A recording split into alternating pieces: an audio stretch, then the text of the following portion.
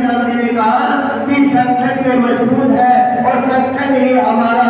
जब आप संगठन से एक दूसरे के साथ मिलकर चलोगे, सब समाज भाईचारा बना करके रहोगे, तो आपका जो सब समाज है वो इस देश के अंदर ताकतवर बन जाओगे। तो मैं आपसे सभी इसी के साथ सभी को पुण्य मान्यवर साहब श्री कांशीराम जी के चरणों में श्रद्धा के सुमन अर्पित करते हुए आप सभी को जय भीम, नमो बुद्धाय, जय श्याम मान्यवर कांशीराम जी। समाज में जन्मे सभी संत महापुरुषों के चरणों में सशक्त नमन करते हुए आज बहुजन समाज पार्टी के तत्वाधान में संघरिया विधानसभा क्षेत्र में शहर नगर पालिका के धर्म वाटिका में बहुजन समाज पार्टी के द्वारा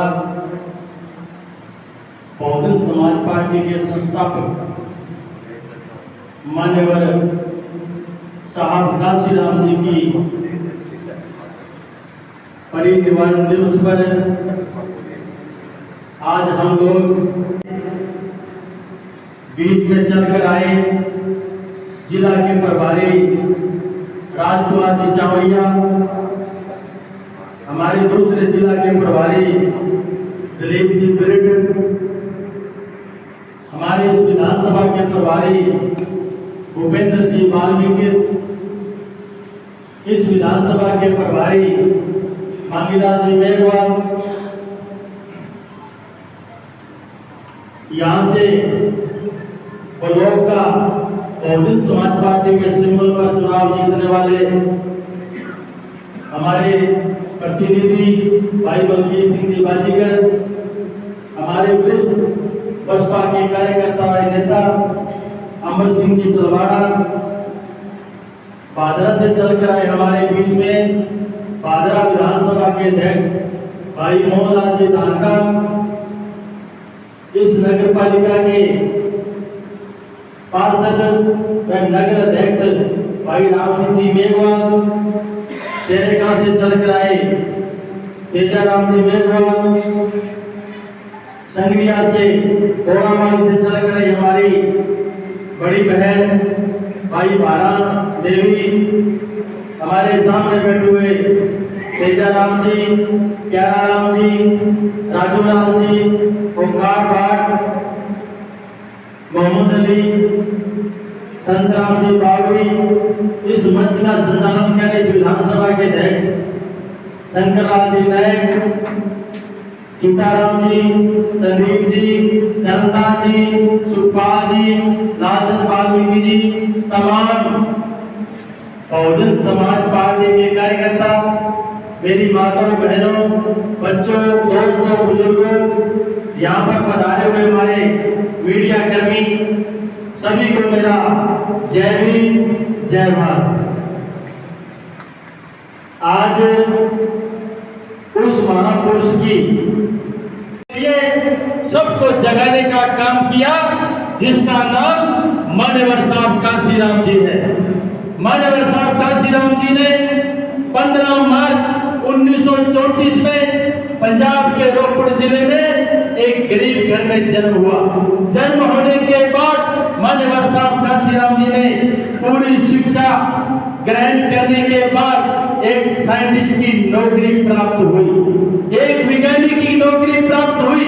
मान्यवर कांशीराम साहब ने पूना के अंदर वहां इनकी ड्यूटी थी। वहां मान्यवर कांशीराम जी जब अपने ऑफिस में जाते तो रास्ते में देखते थे कि मेरे समाज के लोग इतने गरीब हैं, इनकी गरीबी कैसे दूर हो सकती है। आखिर वो चिंता मान्यवर कांशीराम जी को सताती रहती थी। ये बहुत बड़ी बात है। आज तो एक छोटा सा कोई कर्मचारी भी लग जाता है, वो समाज से मुंह मोड़ लेता है, लेकिन मान्यवर साहब कांशीराम जी ने कभी समाज से मुंह नहीं मोड़ा।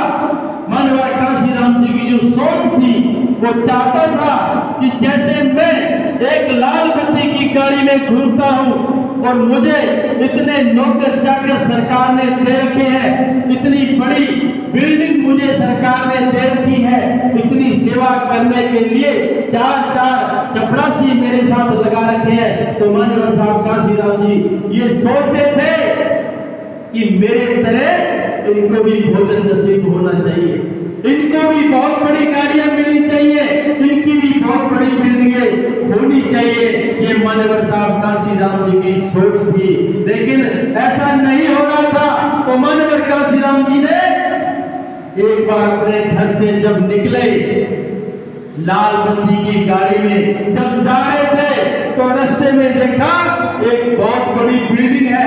उस बिल्डिंग के बाहर एक महिला अपने घर से रात का बचा हुआ भोजन, रोटी चावल लेकर बाहर अपने जो गेट का दीवार होती है वहां पर उन्होंने एक मटका फोड़ के रखा हुआ था।